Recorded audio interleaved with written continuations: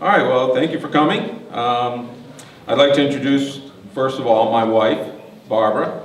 She of course, was alongside of me in the last run for Congress, and we're even more excited and feeling more enthusiastic about the opportunity this second time around. I recognize that the changes that have come about in the last couple of years since I ran in 2014 probably makes the opportunity to gain this seat for the Republicans much greater. The lack of a master lever, the very negative legislation that's coming out of our state assembly and the governor's office that is against pretty much the outcry of the public, and the anti-establishment sentiment that's going around across the country, as we can see from the recent primaries. So I believe that this time around, the opportunity to unseat a long-term professional Democrat politician is very opportune. I would like to say that I recognize also that it's still going to be a significant challenge, but the one reason that I'm stepping up is because I believe America's stature around the world has been severely diminished. I've watched as the excessive government spending and intervention in the private sector has taken its toll on our productivity, with overburdening taxes and regulation, stifling job growth and creation. The costs of unbalanced government programs routinely exceed their benefits, resulting in insurmountable and inexcusable deficits. Debt will grow to 100% of the economy in less than 20 years.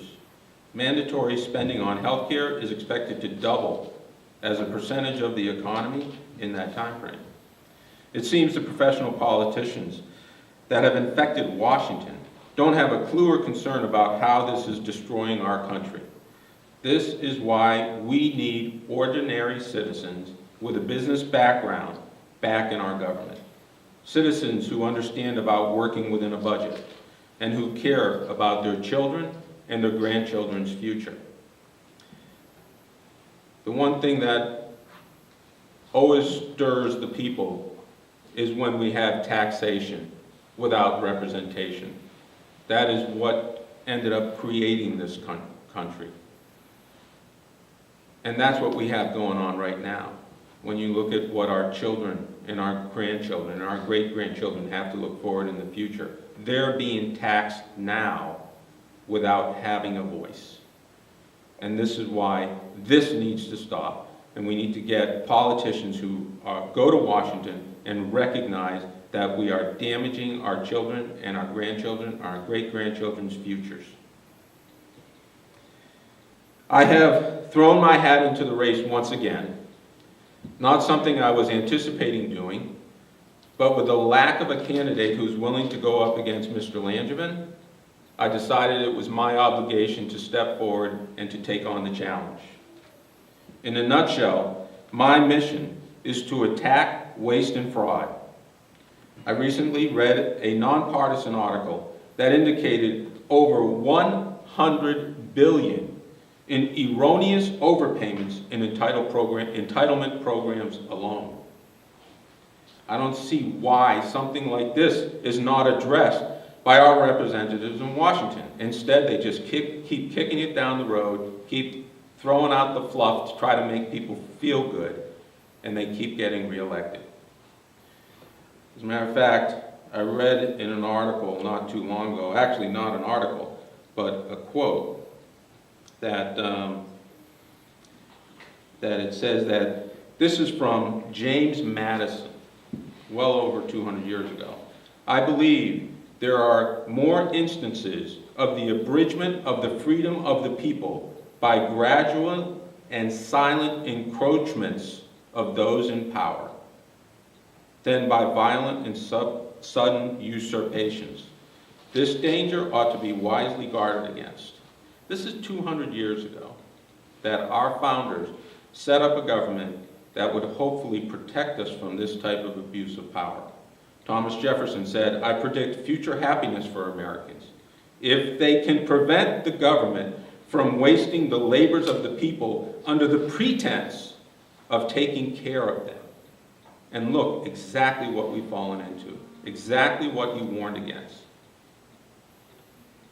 It said, George Centennial, "Those who fail to learn from the past are doomed to repeat it."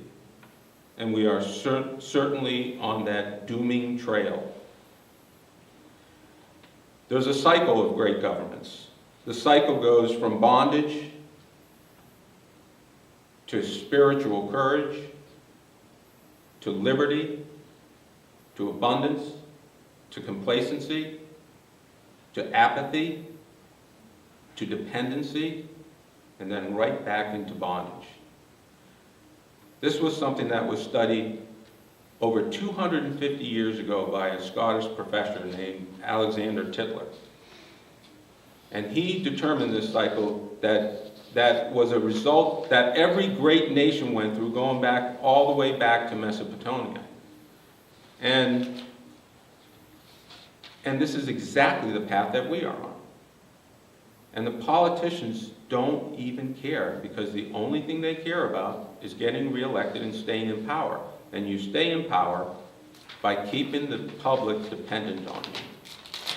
And that's why I want to go to Washington, because I want to stop this abuse. I want to turn it back, turn our country back to a time when we were on the upside of that cycle, not the downside. Less government overreach, bring the power back to the states. That's what the 10th Amendment was all about. The sovereignty of the states. Power is not vested to the federal government, belong to the states. That's where they need to belong. That's where they need to be. People are best served when the government that serves them is closer to them. The federal government has gone way overboard, and my mission when I go to Washington is to eliminate agencies and to bring the government back to the states and the local municipalities.